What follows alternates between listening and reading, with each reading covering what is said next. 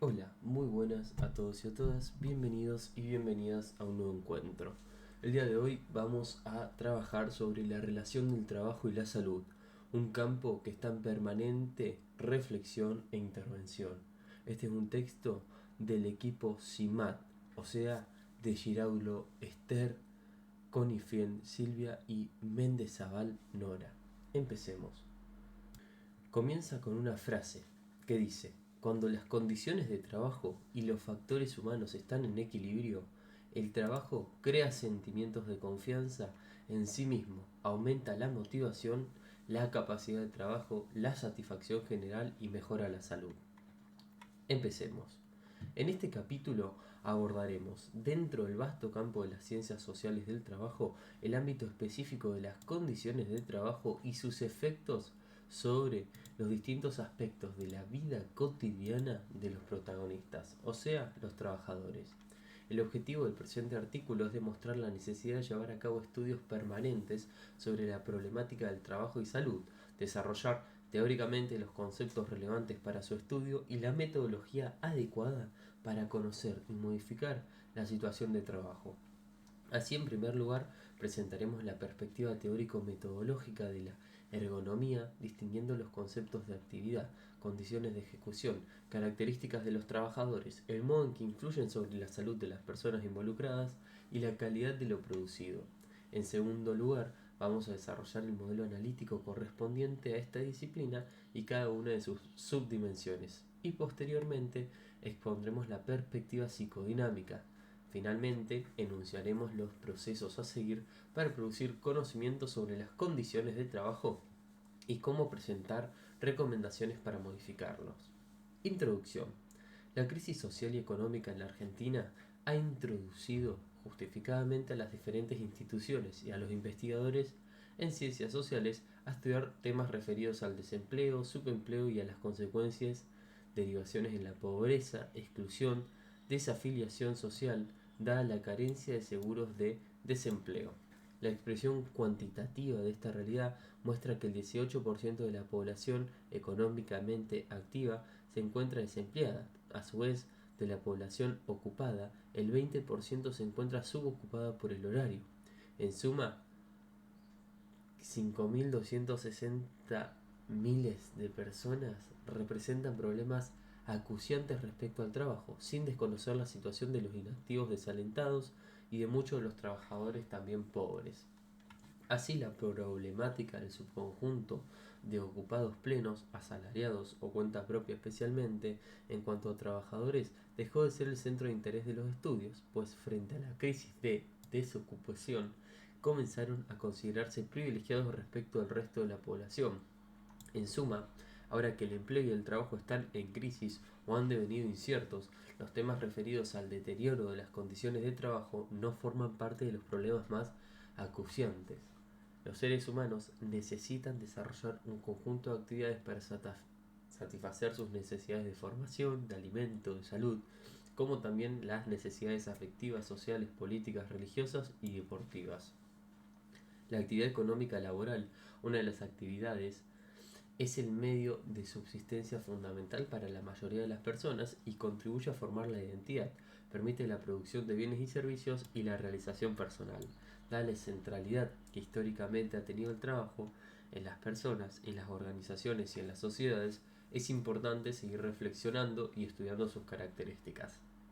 Además de las actuales circunstancias, la actividad socioeconómica laboral, en su expresión real, en la tarea de todos los días, no brinda al trabajador los beneficios según definiciones teóricas o esenciales debería brindar el trabajo, en su doble vertiente analítica, como trabajo en cuanto a actividad realizada dentro de una organización y en cuanto a empleo, como trabajo remunerado asalariado que garantiza beneficios de seguridad sociales equiparables brindadas a la propiedad privada. Las condiciones de trabajo se han agravado. Se constatan diariamente jornadas laborales que se prolongan más de lo acordado legalmente y que han recortado sus periodos de pausa. Hay poco tiempo para el descanso, para el tiempo de no trabajo. Se aumenta el número de tareas a realizar, incrementándose así exigencias tanto cognitivas y psíquicas. El clima social dentro de los lugares de trabajo va a ser tenso. Las posibilidades de desarrollo profesional van a estar limitadas. Las remuneraciones no permiten subvenir las mínimas necesidades. En cuanto al empleo, la tendencia hacia la disminución de los contratos de duración indeterminada ha dado lugar a que estos hechos al mismo tiempo se transformen en inestables, y esta incertidumbre impide el porvenir. Y por otra parte, en la Argentina, la mayoría de los trabajos ofrecidos a los asalariados en la actualidad carecen de beneficios sociales como aguinaldo, seguro, médico y vacaciones. Para la gran mayoría de los trabajadores, la realización personal es limitada, las posibilidades del vínculo social están bloqueadas, la remuneración es escasa para lograr la subsistencia, la posibilidad de trascender en el tiempo, debido a la calidad y el tipo de trabajo, es remota. De las definiciones teóricas, lo único que prevalece y se acrecienta es el esfuerzo físico y mental que requiere ese trabajo. A nivel de las empresas se debería comprender que uno de los capitales más importantes de su organización son las personas, ya que su conocimiento, su talento, su creatividad, su empeño y, por qué no, sus debilidades posibilitan la producción de bienes y servicios de calidad que van a permitir cierta estabilidad, competitividad y diferenciación de esa empresa. En el mediano y largo plazo, una empresa que no cuide la relación de trabajo, salud, calidad, va a perder rentabilidad debido al ausentismo, la rotación y la falta de lealtad por el desaliento de sus empleados. Por lo tanto, dadas las características que ha adoptado el trabajo en la actualidad, que es el tiempo de trabajo a cualquier precio, en el que la mayoría de los trabajadores se ven obligados a aceptar condiciones que lesionan sus derechos y que hubieran sido inaceptables en épocas no muy lejanas, desde nuestro rol de investigadores en ciencias sociales del trabajo, observamos la necesidad de perseguir con la línea de investigación denominada condiciones de trabajo, medio ambiente de trabajo y su relación con la salud de los trabajadores, la calidad de la producción o servicio obtenidos, y fuera del ámbito laboral sobre la vida social, familiar y política de los trabajadores. Esta corriente de investigación caracterizó al CEIL del CONICET desde que se fundó en 1971, especialmente a partir del desarrollo del Programa Internacional para el Mejoramiento de Condiciones y Medio Ambiente del Trabajo. Consideramos entonces como punto de partida teórico que cuando las condiciones y el medio ambiente de trabajo se deterioran y además el empleo se vuelve inestable o se torna incierto, aumenta la probabilidad de que surjan en los trabajadores patologías de diverso grado, que pueden manifestarse de inmediato en el transcurso de la vida laboral o incluso en el periodo jubilatorio, que van a afectar su vida personal, familiar, social y política. Con respecto a la calidad del resultado del trabajo, el producto o servicio, este se va a ver deteriorado, porque las condiciones de trabajo, conjuntamente con la responsabilidad del trabajador, coadyuvan en este logro, pero por el contrario, cuando las condiciones de trabajo y el empleo son favorables, siendo este un concepto bastante relativo en función del tiempo y del contexto socioeconómico que se trate, el trabajo es fuente de realización personal, la salud biopsíquica se mantiene en armonía, el producto o servicio realizado es de calidad y fuera de la empresa las personas pueden desarrollar una vida social, familiar y política de forma adecuada. 1. Perspectiva teórica para estudiar las condiciones de trabajo. Actividad y condiciones de ejecución desde la perspectiva ergonómica. Las condiciones de trabajo se refieren al conjunto de factores presentes en la situación laboral, que constituyen elementos de carga global de trabajo y como tales influyen sobre la vida, la salud de los trabajadores y sobre la calidad de los resultados de la producción. Utilizando los aportes teóricos y metodológicos de la disciplina denominada ergonomía, es posible echar a luz sobre la realidad del trabajo, conocer el trabajo y luego transformarlo. El término proviene del griego ergon, trabajo, nomos, ley, regla. Si bien se ha desarrollado esta disciplina en diferentes países, la Sociedad Ergonómica de Lengua Francesa en 1988 la define así: puesta en común de conocimientos científicos relativos al hombre y necesarios para conseguir herramientas, máquinas y dispositivos que puedan ser utilizados por el mayor número de personas con el máximo confort, seguridad y eficacia. En esta definición, el confort alude a la necesidad de brindar buenas condiciones de trabajo y es fruto de corriente ingenieril. La seguridad se refiere a la importancia de preservar la salud de los trabajadores, de acuerdo con lo manifestado por la corriente higienista, y finalmente la eficacia se refiere a la necesidad de que se pueda trabajar con calidad y rentabilidad, según lo prescribe la corriente productivista. La ergonomía es una ciencia interdisciplinaria que estudia la adaptación del trabajo al hombre y del hombre al trabajo. Como su finalidad es eminentemente práctica, ya que toma su sentido real en la aplicación de conocimientos para mejorar la situación de trabajo, algunos científicos la consideran una tecnología, como Wisner, que dice: cualquiera sea el estatus que le demos, ciencia o tecnología, ergonomía toma su real sentido en su aplicación. O como dice Guérin Laville, que dice: transformar el trabajo, esa es la finalidad primera de la intervención ergonómica. Para efectuar la tarea de transformar el trabajo para mejorarlo, recurre a un conjunto de ciencias, como es la fisiología, la psicología y la ingeniería principalmente. Como bien ha expresado el profesor Koenig, existe la ergonomía, no el ergónomo. El ergónomo es un buen equipo, pues se efectúa la ergonomía con equipos interdisciplinarios. Así, hay estudios en donde se privilegian los aspectos sociales, ingenieriles, fisiológicos y otros donde preponderan algunos aportes de la psicología y la psicodinámica.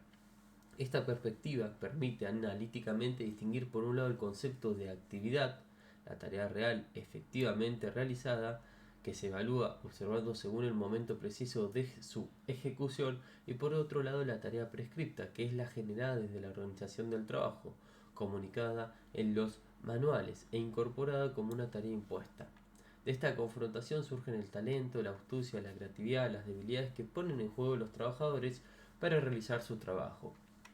Del mismo modo se pueden analizar las condiciones del medio ambiente o trabajo, o según esta perspectiva las condiciones de ejecución de la actividad, las características sociodemográficas de los trabajadores y el resultado de estas interacciones sobre la salud de los trabajadores y la calidad del trabajo. Considerando los niveles dentro de las condiciones de ejecución, los aspectos relevantes para indagar son las características de la empresa o organización, el proceso productivo o serviductivo, la organización del trabajo, la tecnología, la jornada de trabajo, el tipo y el nivel de las remuneraciones, las relaciones sociales y el medio ambiente físico, entre otras.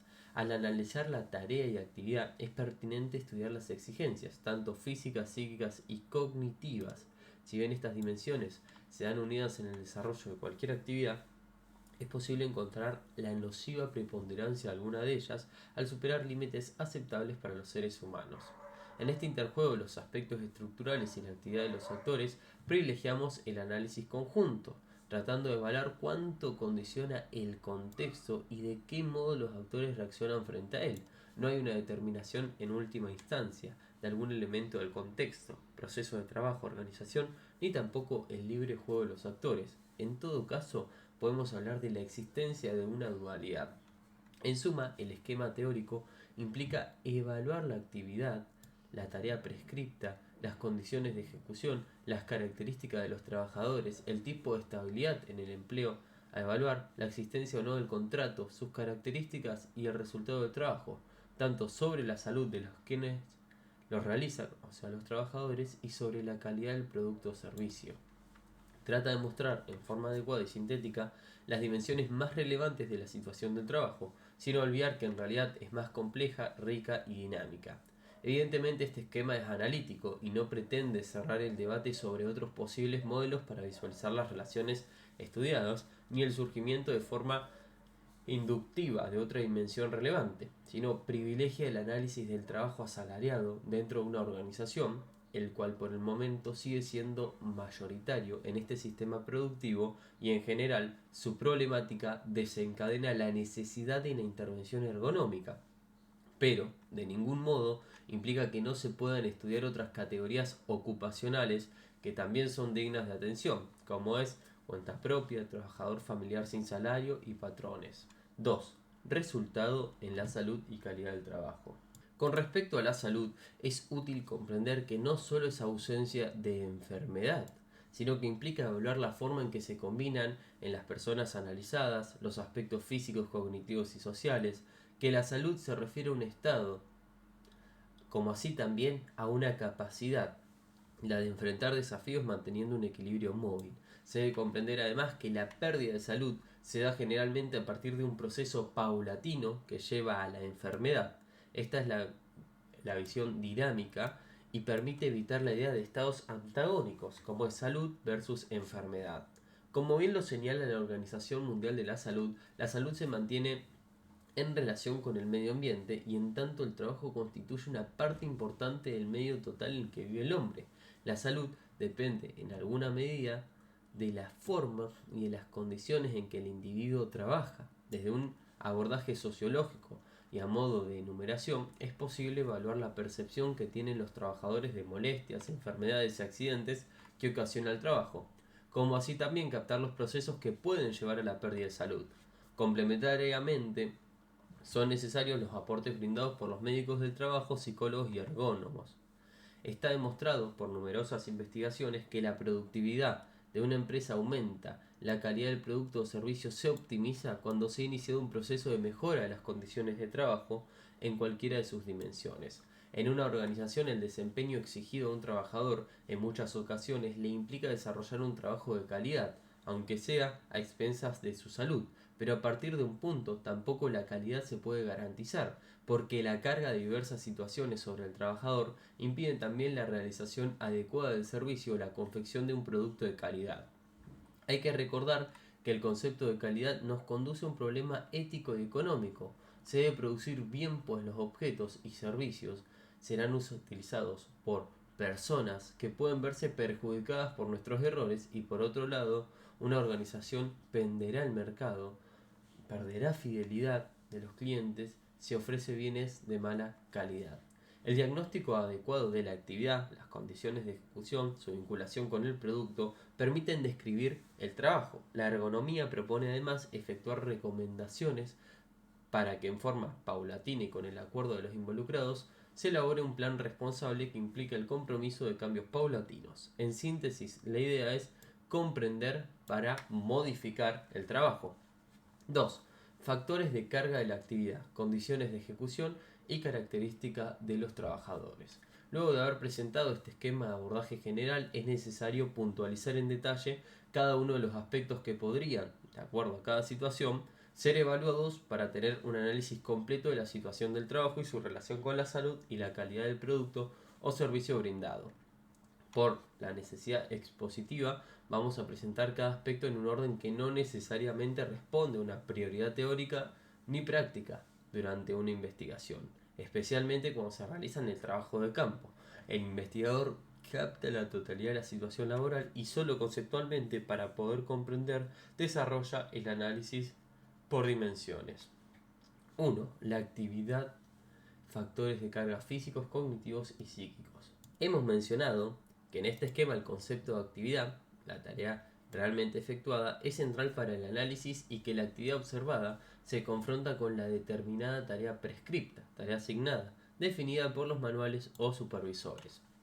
Un ejemplo puede servir para ilustrar esta idea es una cajera de supermercado. Según su tarea prescripta debe pasar cada objeto adquirido por el cliente por el lector de barras para determinar el precio. Pero una mirada atenta mostraría que en muchas oportunidades el lector de barras no funciona y que por lo tanto la cajera debe digitar una gran cantidad de números para poder acceder al precio del objeto. Del mismo modo se puede observar que cuando la cinta para desplazar la mercadería no funciona, ella debe agarrar los productos. Si no se realiza un estudio detenido en el lugar del trabajo, serían incomprensibles las molestias sentidas y manifestadas por los trabajadores, como así también el mayor tiempo insumido para hacer una tarea que teóricamente se debería resolver en el tiempo pautado ideal. Posteriormente al estudio detallado de la actividad, es pertinente evaluar un subconjunto de dimensiones que permita caracterizar aún más el trabajo analizado. Son estos factores de carga física, cognitiva y psíquica. Esta aproximación daría un primer balance de exigencias en el caso de observar un puesto sin hacer referencia a las personas que ocupan o a sus capacidades de adaptación, y de las de cargas, en caso de observar y preguntar efectivamente a los trabajadores. Posteriormente, al analizar el resto de las condiciones de ejecución, se va a ver influenciada una conjunta o un conjunto de todos estos aspectos y se podría arribar al concepto de la carga global. La evaluación de la carga global del trabajo no es sencilla porque significa considerar el efecto causado por la exigencia del cumplimiento de una tarea sobre el trabajador que la ejecuta. Cada trabajador puede realizar una tarea prescripta de manera diferente, dentro de ciertos límites, y esas diferencias van a estar relacionadas con características personales. Nefa decía la siguiente frase: la carga global de trabajo no va a tener los mismos efectos sobre todos los trabajadores del establecimiento, aun cuando ellos ocupen iguales o similares puestos de trabajo, y los efectos tampoco serán los mismos a medida que transcurra la vida activa del trabajador. Esos efectos serán heterogéneos, en virtud de las diferencias individuales, de las características personales, de la historia profesional, de las respectivas capacidades de adaptación y resistencia, y a los factores de riesgo del medio ambiente del trabajo y a los elementos de las condiciones del trabajo. Ahora bien, toda actividad laboral implica el desarrollo de tres dimensiones presentadas, y en determinadas oportunidades puede preponderar la utilización de una de ellas. Sobreviene el sufrimiento para el trabajador cuando se sobrepasan ciertos límites. El análisis de los aspectos de carga física implica evaluar los esfuerzos más bien musculares, estáticos, posturas molestas como dinámicos, como el levantamiento de pesos, caminar, transportar cargas. Del mismo modo, para trabajos desarrollados en el sector de servicio es pertinente analizar las posibles fuentes de carga, como hablar, escuchar, mirar pantallas, tipear. Es tradición de las ciencias sociales del trabajo analizar el conjunto de indicadores sin agotar el concepto. Son útiles para estudiar determinadas situaciones del trabajo. Los elementos tomados en cuenta para el análisis de la carga cognitivo-mental son los siguientes: el apremio del tiempo, la complejidad y rapidez de la tarea, la atención y la concentración. El apremio del tiempo para los trabajadores repetitivos, particularmente los del tipo industrial, es un indicador que se refiere a la necesidad del trabajador de seguir una cadencia impuesta, que en algunos casos es facilitada por la tecnología, por ejemplo el trabajo en cadena, o por el sistema de remuneración, o sea, pago por rendimiento. Algunos indicadores utilizados para caracterizar el apremio del tiempo son el ritmo del trabajo y la existencia de pausas y la posibilidad de ausentarse al margen de las pausas. En muchos puestos de trabajo de servicios estudiados, la intensidad del ritmo del trabajo impide la realización de pausas necesarias para la recuperación de esa fatiga del trabajador. La insuficiencia de las pautas, conjuntamente con una cadencia de trabajo ininterrumpida, tiene una incidencia importante en la generación de fatiga. Un estudio experimental efectuado por INRS demostró que para las tareas concentradas una pausa de al menos 5 minutos debería realizarse cada 45 minutos de trabajo, y para las tareas en modo conversación una pausa de al menos 15 minutos puede ser efectuada después de 2 horas de trabajo. Las pausas permiten la recuperación de la fatiga, y las mejores pausas son las que el trabajador puede tomar por sí mismo cuando lo necesita. Cuando la naturaleza del trabajo no permite tomar espontáneamente las pausas, se recomienda que la frecuencia y duración de la pausa esté en función al trabajo a realizar, y que las pausas frecuentemente no son necesarias para el trabajo físico, sino también para las tareas que demandan una atención sostenida. Por ejemplo, para un trabajo frente a pantallas con una cadencia impuesta se recomienda una pausa de 10 minutos cada hora. Para trabajos que implican una carga psíquica y mental moderada, se recomienda prever, además de la pausa del almuerzo, al menos una pausa a la mañana y otra a la tarde, cada una alrededor de 10 o 15 minutos. Esta duración permite abandonar el puesto de trabajo para tomar una bebida, telefonear al exterior, pasar al baño, encontrarse con un compañero de trabajo, etc. Se debe destacar que las pausas no son solamente beneficiosas para el individuo, sino que permiten optimizar la eficiencia y el rendimiento del trabajo. La complejidad y rapidez de la tarea es un indicador que evalúa el resultado combinado de dos variables. La primera se relaciona con el esfuerzo de la memorización y el número de lecciones a efectuar, y la segunda con la velocidad requerida para efectuar la tarea. Se parte del supuesto de que es mayor la carga mental cuanto más rápido sea el tratamiento de la información, de decisiones y las acciones que realiza el operador. Existen dos elementos en esta complejidad.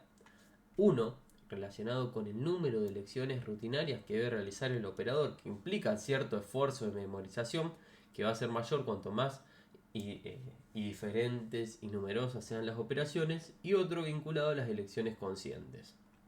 La atención y la concentración necesarias para una tarea pueden ser un elemento de sobrecarga mental si la exigencia es muy elevada. El esfuerzo de atención va a estar relacionado con un nivel de concentración y de reflexión, y la duración de ese esfuerzo. Será mayor la carga mental cuanto más corto sea el lapso entre los periodos de movilización de la conciencia. Este ítem está vinculado con el anterior. Tanto la atención es el requisito previo de una elección consciente. Hablemos ahora de la dimensión psíquica, que trata aspectos relacionales y afectivos. Muestra el modo en que la actividad realizada puede afectar tanto la personalidad y la vida de los trabajadores. Para evaluar este aspecto es necesario estudiar aquellos factores que perjudiquen esta dimensión y que pueden ser identificados por los propios trabajadores.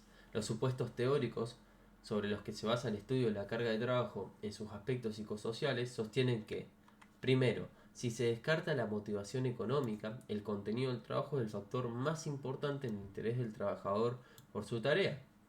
Diversos estudios han demostrado que las exigencias psicológicas de un puesto de trabajo requieren que el trabajo ofrezca un mínimo de valoración, que permita o estimule un proceso de aprendizaje, que posea cierto grado de reconocimiento social, que pueda ser vinculado con la vida social del trabajador y que haga sentir al trabajador que su trabajo contribuye a alcanzar un futuro deseado. Segundo, el trabajo ocupa uno de los lugares centrales en la vida del individuo y contribuye a moldear su personalidad. Una organización de trabajo tailorizada, con puestos de trabajo fragmentados y repetitivos, con gran dependencia de la autoría y escasez de las relaciones interpersonales, favorece comportamientos contrarios a un desarrollo armónico o normal, entre comillas, de la personalidad. Tercero, las condiciones de trabajo influyen sobre el trabajador fuera de su tiempo de trabajo, sobre la forma en que utiliza su tiempo de ocio, sobre la cantidad y calidad de relaciones de intercambio social, sobre la vida doméstica y familiar. Los primeros estudios realizados sobre la utilización del tiempo libre han señalado la relación entre un trabajo no gratificante y la búsqueda de distracción compensatoria. Por otra parte, algunos autores han comprobado que la alienación en el trabajo se corresponde con la alienación en el ocio. Los trabajadores más dependientes y con menos interacción social en su lugar de trabajo tienen menos autonomía fuera del trabajo, participan menos en asociaciones y tienen una vida social más pobre. Para evaluar esta dimensión, entonces, es necesario estudiar aquellos factores que pueden incidir en la misma y que pueden ser identificados por los propios trabajadores. A partir de estos elementos de análisis se considera alguno de los indicadores habitualmente utilizados para evaluar la influencia positiva o negativa de los factores psicosociales dentro de la carga global del trabajo. Los mismos no agotan el abordaje de la dimensión y debieran ser aceptados a cada situación laboral estudiada. Algunos son iniciativa, consideración social, comunicación, cooperación y relación con el cliente. Iniciativa, definida como la autonomía del trabajador para elegir la forma de organizar su trabajo, su ritmo y la posibilidad de autocontrol. Los criterios de evaluación de este indicador son los siguientes: posibilidad de organizar su trabajo, modificar el orden de las operaciones, posibilidad de controlar su ritmo de trabajo, es decir, libertad de acelerarlo, retrasarlo, detenerlo si es necesario, posibilidad de intervenir en casos de incidentes. En numerosas situaciones laborales, la posibilidad que tiene el trabajador de cambiar la secuencia de las tareas es muy limitada. Actualmente, los sistemas informáticos pautan fuertemente los pasos de las operaciones de modo tal que no es posible alterar el orden o el momento en que son realizadas. Asimismo, en muchos casos, cuando el sistema no funciona bien, da respuestas lentas o exige alguna irregularidad, el operador debe esperar para continuar con su tarea.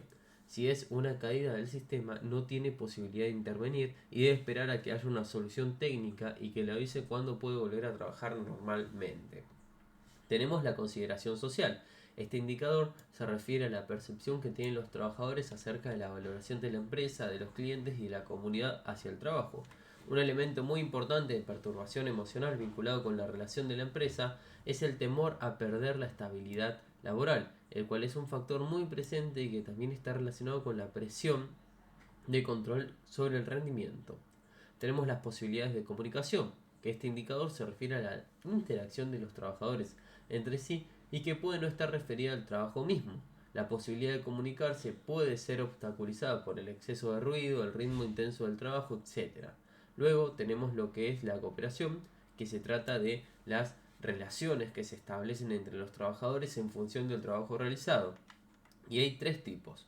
La primera son relaciones jerárquicas, que se establecen entre personas de estatus diferentes y en las que uno tiene el poder y autoridad sobre las otras. Después tenemos la cooperación de relaciones funcionales, que se dan entre trabajadores que cumplen diferentes funciones dentro del conjunto y significan una dependencia técnica y no dependencia jerárquica. Y cooperación de relaciones cooperativas, que implican un intercambio entre los trabajadores de un mismo nivel. En la mayoría de los casos, la problemática principal reside en las relaciones jerárquicas y funcionales, básicamente con lo que se conoce con la supervisión y el control.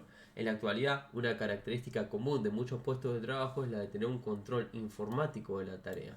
Este control se transforma frecuentemente en un elemento generador de tensión y ansiedad, en tanto permite evaluar el desempeño individual del trabajador con todo el detalle y determinar la productividad individual.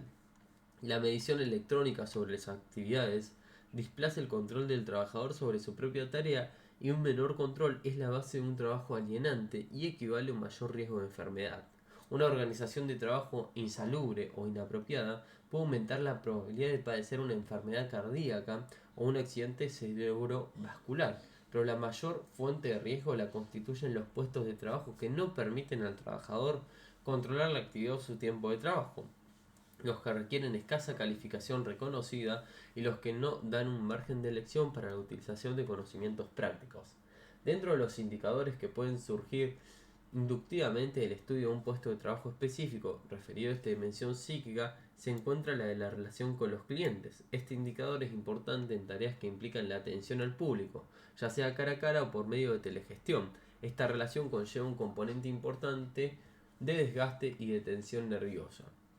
Se observan consecuencias negativas sobre la carga psíquica cuando los trabajadores se sienten presionados por el público en horas pico. En los casos de incremento de actividad, cuando se intensifica el ritmo de trabajo por escasez de personal, cuando el trabajo implica la recepción de reclamos y quejas, cuando para resolver un problema con el cliente se ven obligados a dar respuestas inapropiadas, tener que decir mentiras. Es importante incluir también dentro de las fuentes del sufrimiento psíquico el famoso concepto de ansiedad, que alude a un estado de tensión interna sufrido por el sujeto como desagradable y penoso, y es un estado de espera de un acontecimiento potencial que en el momento de surgir podría poner en peligro esa integridad de la persona. Podríamos hablar de miedo. La ansiedad responde a un riesgo, es decir, a un peligro latente que todavía no es actual, pero que puede volverse tal y que tiene su origen de una forma exterior. Este concepto fue útil para investigadores franceses que estudiaron industrias químicas de proceso y concluyeron que alrededor de ellas se estructuraba el sufrimiento psíquico de los trabajadores. La incertidumbre sobre la fiabilidad de los indicadores, sobre el estado de válvulas, consignas, implicaba administrar el peligro de la situación de incertidumbre. Actualmente la ansiedad se manifiesta frecuentemente generada por la incertidumbre más acerca de la estabilidad laboral y las condiciones de trabajo. Se puede afirmar que ese temor tiene todas las conductas observadas, particularmente la de la débil resistencia frente a las condiciones de trabajo que pueden afectar a la salud. Hablemos de las condiciones de ejecución. Al abordar el tema de la organización del trabajo, nos referimos de una forma restringida a dos subdimensiones: a la modalidad adoptada para distribuir el contenido total del proceso a realizar en diferentes puestos, tareas, personas, una idea de licenciatura que se denomina división técnica del trabajo, y segundo, al equipo elegido para realizar ese diseño de tarea, que puede ser exterior a la planta o contar con la participación de los trabajadores involucrados. De este análisis pueden surgir tipologías, tanto en empresas o sectores dentro de ellas, de las diversas modalidades que van desde los esquemas tradicionales muy compartimentados, donde en cada puesto de trabajo se desarrolla un escaso número de tareas que implican para el trabajador subutilización de capacidades y una pérdida del sentido último de su esfuerzo, a otras formas de organización que son más flexibles, en donde la responsabilidad del trabajo está en el equipo y que deben cumplir ciertos objetivos fijados. Duración y configuración del tiempo del trabajo. La duración y configuración del tiempo del trabajo nos permite evaluar las exigencias horarias que debe soportar el trabajador durante el desarrollo de la actividad laboral, así como el tiempo que destina completamente al descanso, a la sociabilidad y la recreación. Si nos centramos en las implicancias de este concepto al interior del desarrollo de la actividad, su estudio lleva a analizar diversos aspectos, como la jornada total efectivamente trabajada, diario, semanal o mensual, las pautas formales y las efectivamente tomadas dentro de las jornadas de trabajo, su número y duración, el tipo de turno fijo rotativo y su horario diurno o nocturno, el número de horas extra, el trabajo en fines de semana y finalmente al tiempo de transporte entre el domicilio del trabajador y lugar de trabajo, ya que en los países desarrollados este tiempo forma parte de la jornada total diaria del trabajo. Los estudios de la jornada del trabajo, en particular la modalidad por turnos rotativos alternados y su influencia sobre la salud, se hacen a partir de los aportes efectuados por la cronobiología. Esta disciplina estudia los ritmos biológicos, especialmente los que se dan alrededor del día, denominados circadianos o nictamerales, noche y día. Las múltiples funciones del organismo, como temperatura, presión, frecuencia cardíaca, alternancia, vigencia del sueño, actividad endocrina, etc., tienen un comportamiento sinudial a lo largo del día. Por lo tanto, el ser humano no tiene la misma estabilidad ni la misma fiabilidad durante las 24 horas del día. De noche se reducen las capacidades. Dentro de los ritmos circadianos, el ritmo vigilia, sueño, por ejemplo, indicaría la necesidad que tienen las personas de dormir en el transcurso de la noche, pero dado el ritmo que no es alterado por los cambios de horario del trabajo, solo es violentado, el trabajador debe hacer un esfuerzo adicional para estar despierto y trabajar cuando el cuerpo necesita reposar. Se ha demostrado que los trabajadores por turnos rotativos alternados y los trabajadores nocturnos tienen más probabilidad de sufrir enfermedades, fallecen más temprano, porque su salud se fragiliza si siempre está expuesto a este tipo de presiones. Esta dimensión de las condiciones de trabajo debe ser estudiada a nivel individual, recabando información de cada trabajador, como así también a nivel contextual, analizando planificación horaria que tiene la organización analizada. Evidentemente es diferente analizar una empresa que trabaja las 24 horas del día durante todo el año a empresas que trabajan a un fuego continuo, que son empresas de proceso continuo, como las fábricas de vidrio, las siderúrgicas y petroleras, o de servicios de salud, telefonía, medios de comunicación, que por otro lado, ámbitos de trabajo en donde la jornada es de 8 horas y se trabaja de lunes a viernes. Si se ha realizado un preciso estudio cualitativo sobre las particularidades de la jornada de trabajo en la organización elegida, esta dimensión es fácilmente relevable por un medio de un cuestionamiento estructurado que indague las matices de la jornada de trabajo, ya que son datos comunicables de una forma objetiva. Medio ambiente físico. La evaluación del medio ambiente físico implica relevar, ya sea de forma subjetiva, a partir de la percepción de los entrevistados, en forma objetiva, a través de la medición instrumental adecuado, o de los niveles de ruido, la iluminación natural o artificial, la temperatura, la presión, la ventilación. Del mismo modo, si es pertinente, que se vean relevar la existencia de tóxicos de diverso tipo. Finalmente, identificar los problemas de infraestructura, de distribución del espacio del trabajo y registrar las características medibles del puesto del trabajo, o sea, la ergonomía del puesto. 3. Características personales de los trabajadores. Como ya señalamos anteriormente, la situación laboral puede influir de manera diferencial en cada uno de los trabajadores debido a sus diferentes características o en las características personales que van a dar lugar a diferentes capacidades de adaptación o de resistencia a diferentes cargas de trabajo. Por lo tanto, es importante analizar las características demográficas, la edad, el sexo, el estado civil, la educación, el análisis de los requerimientos de calificación de los puestos, las competencias requeridas de los trabajadores y el estado de salud de la población a partir de ciertos registros estadísticos. Dado que el estudio de la situación de trabajo tiene como fin identificar circunstancias críticas para modificarlas, es aconsejable evaluar cada variable y luego efectuar una recomendación. Con respecto a la edad, una persona mayor tiene más dificultad en adoptar posturas molestas, trabajar elevando los brazos en forma prolongada o curvar la espalda, que una persona joven. En este caso, las organizaciones deberían ir adaptando el trabajo, la estructura, las edades de sus empleados o considerar estas variables a la hora de distribuir tareas. Igualmente, en referencia a la educación o formación en general, es necesario la evaluación desde dos perspectivas. Una, para que la persona sin formación o sin experiencia, el sufrimiento del trabajo puede ser mayor que para otro que sí sabe realizar las tareas. En este caso es necesario realizar una capacitación adecuada en tiempo y contenidos y proponer un plan de formación continua. Y segundo, una persona que realiza una tarea para la cual está sobrecapacitada o no le retribuyen esas competencias, va a tener en el mediano plazo problemas con esa organización. Los nuevos requerimientos de competencias laborales tienen su repercusión sobre las condiciones y el medio ambiente del trabajo. Los cambios ocurridos en el mercado de trabajo influyen sobre los criterios de selección de personal de las empresas. Se buscan trabajadores con calificaciones y competencias diversas y diferentes de las anteriores. Los avances tecnológicos han llevado a una necesidad de conocimientos conceptuales, de pensamiento sistemático, de capacidad de abstracción y de capacidad de trabajar en equipo, contratando con los anteriores requerimientos de las destrezas manuales repetitivas. En los países centrales aumenta la proporción de profesionales cognitivos, es decir, ocupaciones de gestión, profesionales y técnicas. Simultáneamente aumenta la proporción de trabajadores de venta y de oficinas. El enfoque de la calidad y el servicio al cliente como ventaja competitiva ha llevado a dar una mayor importancia a las aptitudes interpersonales, no solo para los servicios, sino para todo tipo de empleos, o sea, el saber hacer.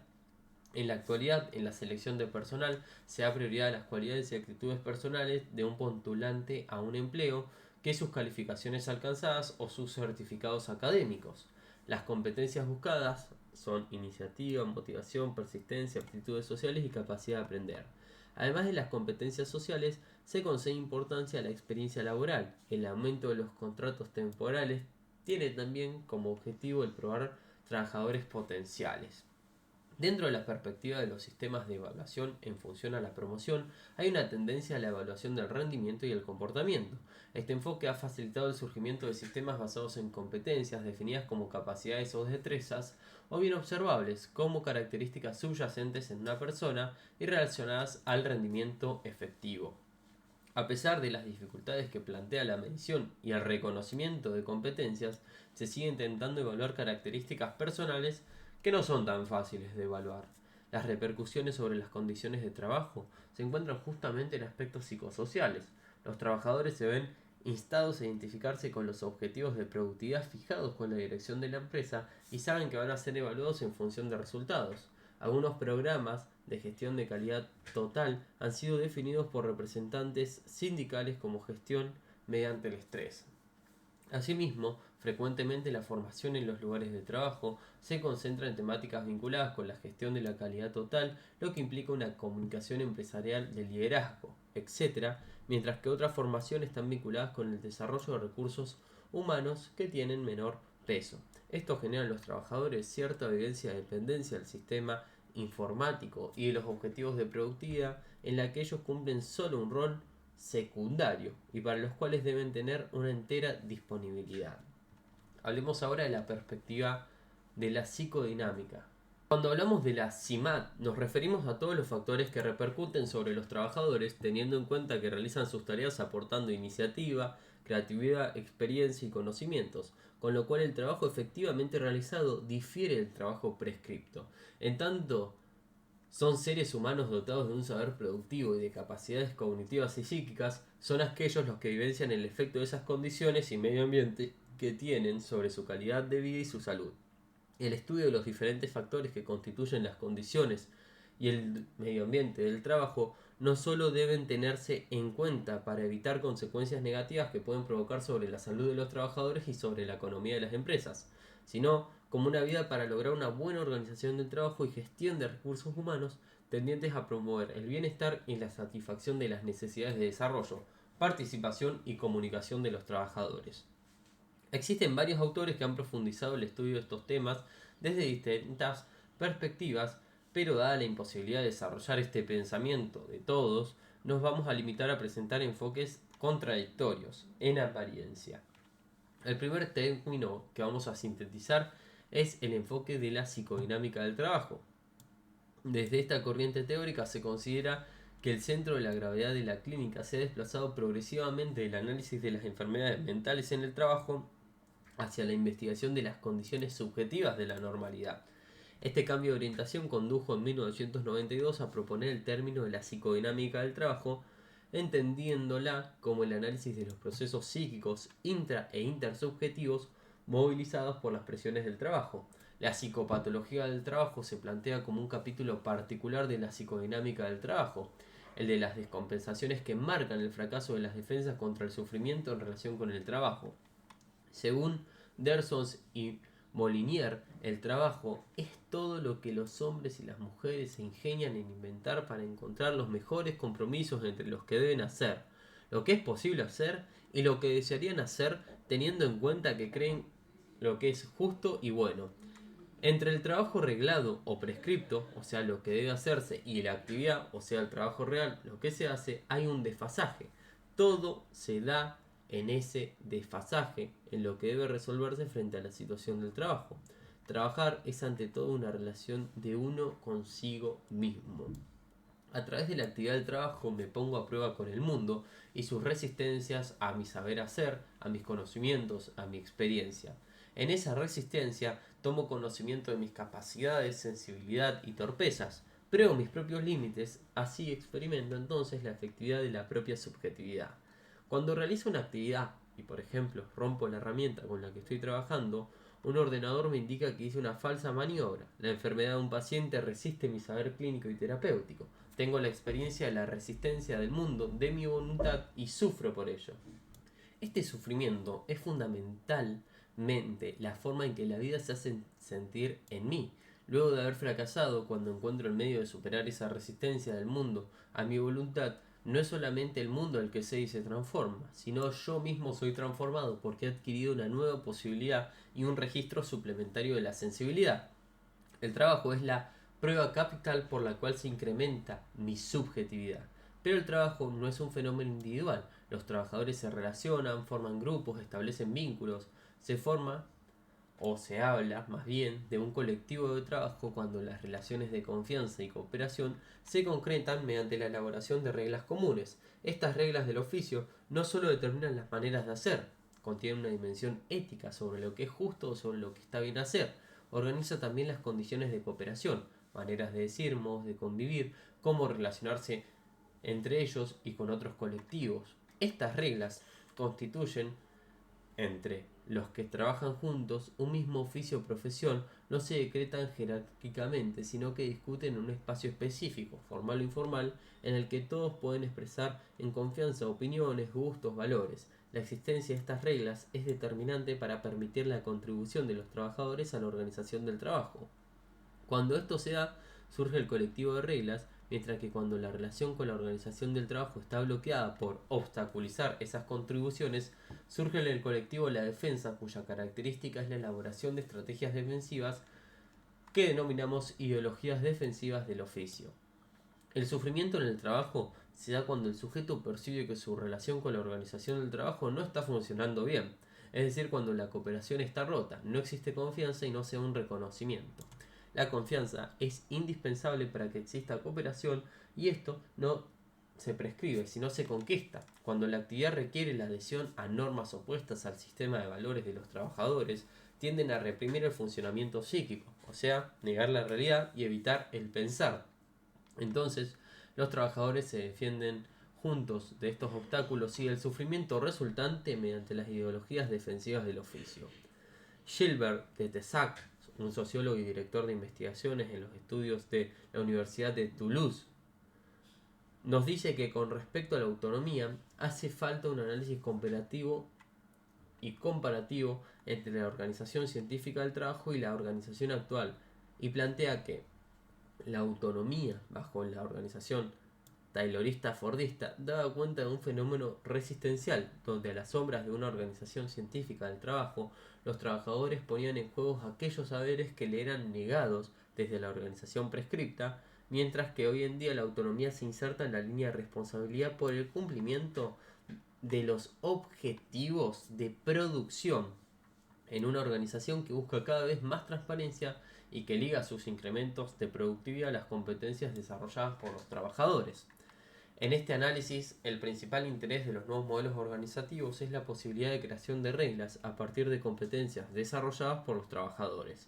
Así, la organización del trabajo resulta de una combinación de reglas tanto formales, definidas en términos cada vez más generales, y reglas informales que no están escritas, productos obviamente del colectivo al que pertenecen, para obtener mejores resultados de producción.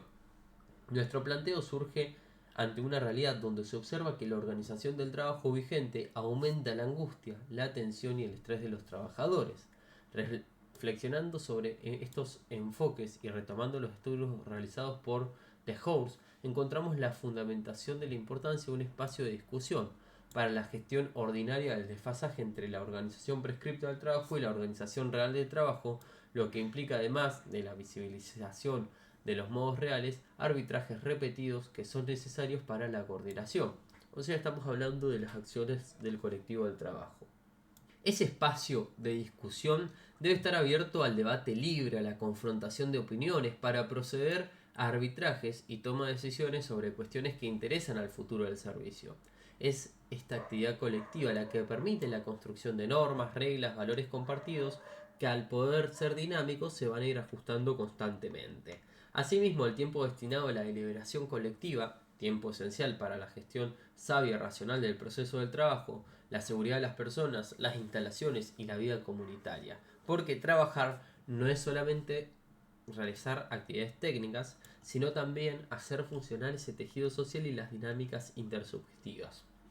Teniendo en cuenta el planteo de Terzac mencionado acerca de que el principal interés de los nuevos modelos organizativos es la posibilidad de creación de reglas a partir de las competencias desarrolladas por los trabajadores, se puede pensar que esto hace que surja en los trabajadores una gran contradicción. Esta contradicción consiste en reclamar un espacio propio para recrear su colectivo de trabajo, pero sabiendo que todas las reglas del oficio, es decir, estrategias que surjan tendientes a resolver problemas en esa actividad cotidiana, el trabajo real nos referimos, van a ser tomadas por la empresa y puestas en prácticas o formalizadas, es decir, pasarán a formar parte del trabajo prescripto sin ponerlas en consideración del colectivo como tal. Además, esa autonomía que reclaman no es extendida por la empresa a todos los trabajadores, ya que es otorgada selectivamente a aquel emergente del grupo que demuestra mayor creatividad.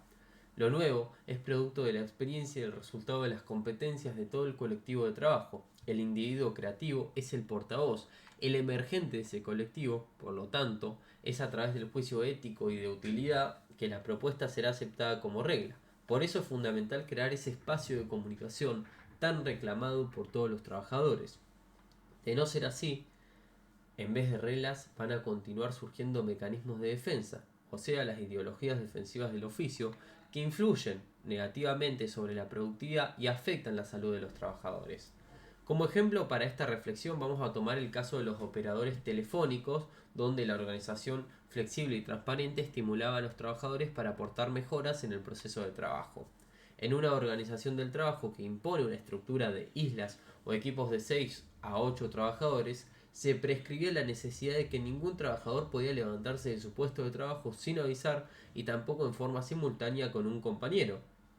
Frente al inconveniente de tener que pedir permiso para ir al baño y que el supervisor debiera llevar una lista para avisarles en el momento que les correspondía en una serie de las oficinas, un operador entusiasta creó un sistema informático donde cada uno debía anotarse y automáticamente sabía el momento en el que le correspondía ir al baño.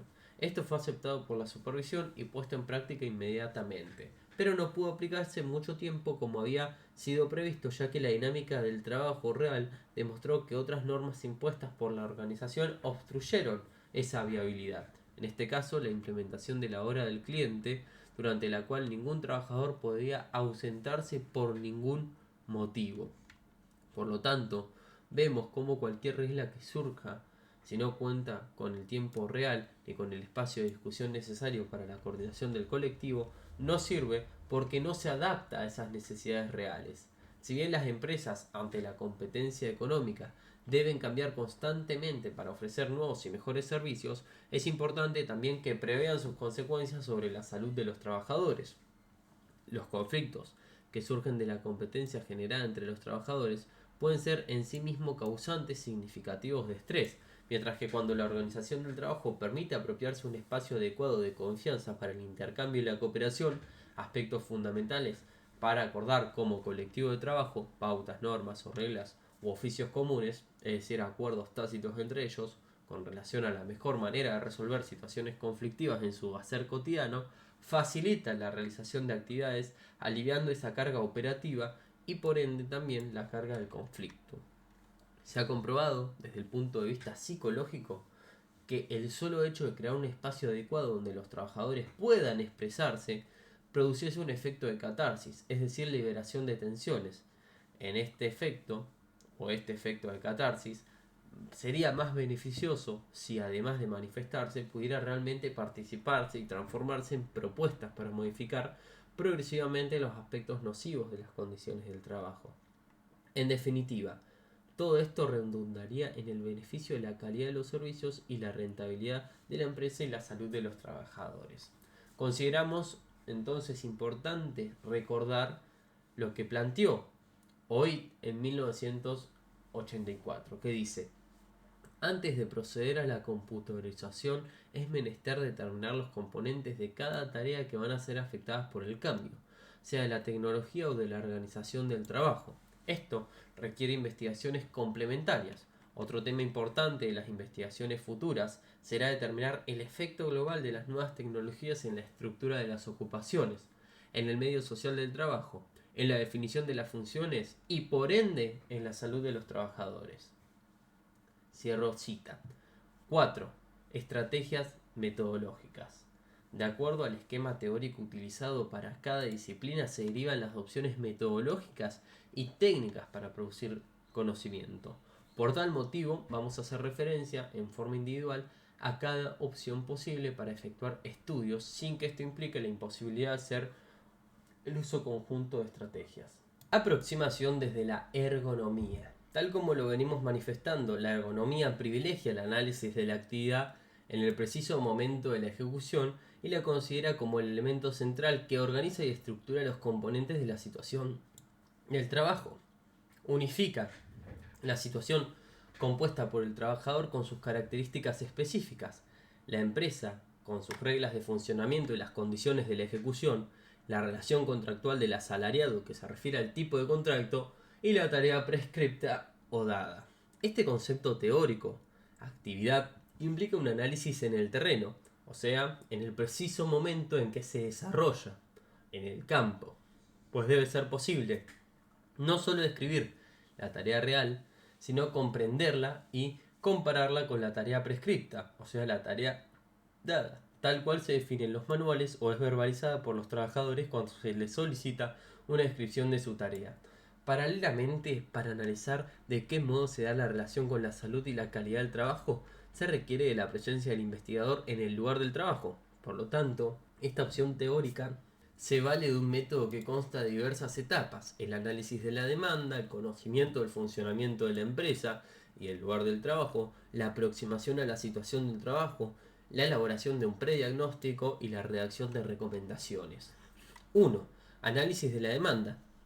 Implica evaluar, quizás definir el motivo del estudio solicitado para luego acordar definitivamente el objetivo, el tiempo de la investigación y la extensión de la misma. 2. Conocimiento del funcionamiento de la empresa. Esto implica relevar las características estructurales más significativas y las condiciones de ejecución, el proceso productivo de la tecnología, su organización, la jornada, la supervisión, su remuneración, el medio ambiente físico principalmente.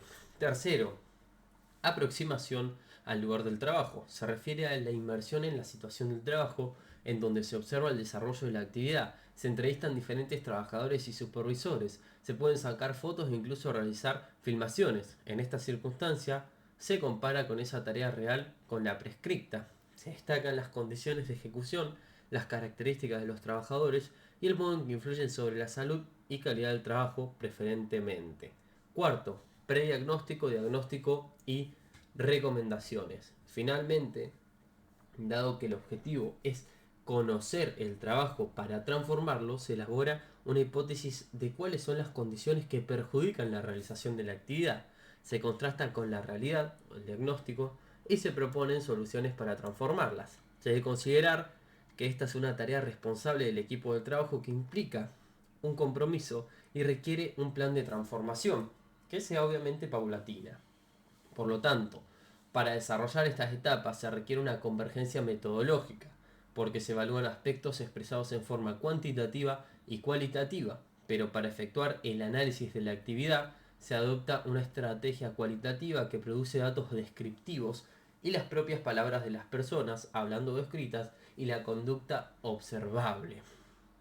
Recordando que el análisis de este material es cualitativo y no matemático. Se complementan las perspectivas del sujeto, el sentido que le da sus acciones, antes, durante o después de la ejecución de la actividad, con el conocimiento producido por el investigador.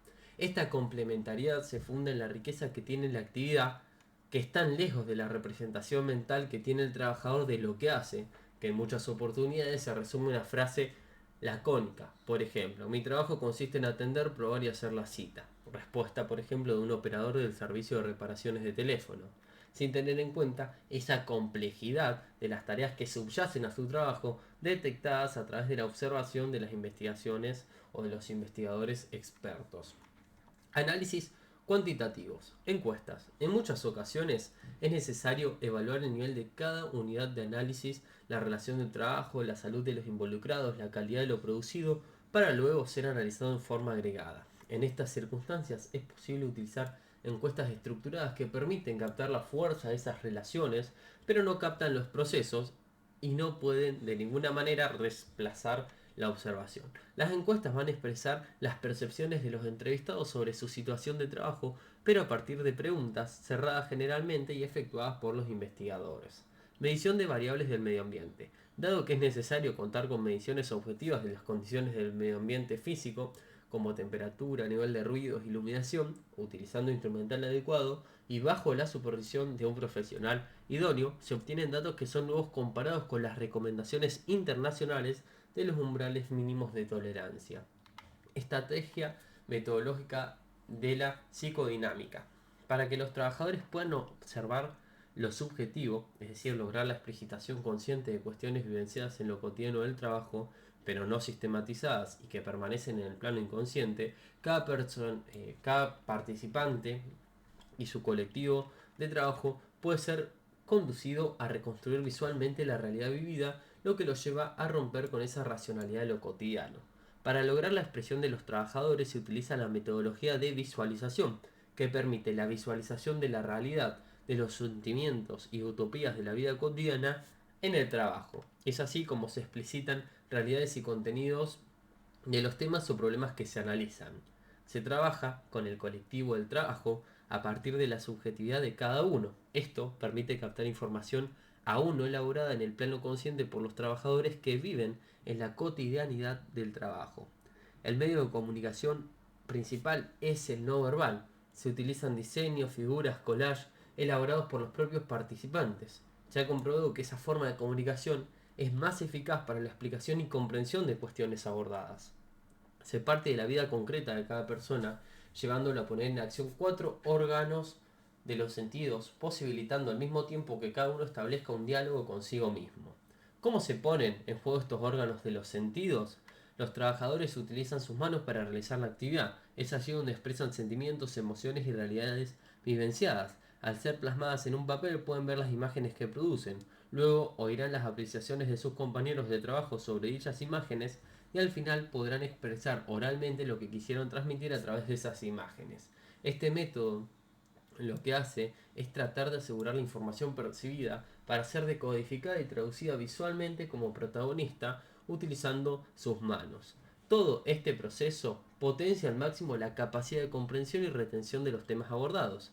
Esta visión global, percibida, vivenciada por los propios trabajadores, permite obtener elementos básicos sobre los problemas más sentidos por los participantes, analizar la carga global del trabajo y su influencia en la salud, elaborar hipótesis de trabajo y poder construir observaciones válidas e instrumentos adecuados de observación y generalizar o no los resultados. Para alcanzar los objetivos de esta metodología va a ser necesario crear un espacio propicio para respetar los tiempos internos de cada participante y poder complementar los distintos momentos establecidos por las mismas. Y estos momentos son: primero, el partir de lo subjetivo, o sea, conectarse con uno mismo, con las sensaciones, con los sentimientos de su vivencia. Segundo, poder objetivar lo subjetivo, o sea, es expresar esas sensaciones subjetivas plasmándola de distintas formas. Tercero, es pasar de lo individual a lo grupal. Tiene que ver con analizar colectivamente lo producido por cada uno, sistematizando la realidad vivenciada. Cuarto, tiene que ver con buscar estrategias de solución en forma conjunta, o sea, reconocer problemas comunes y analizar sus causas y proponer estrategias de solución.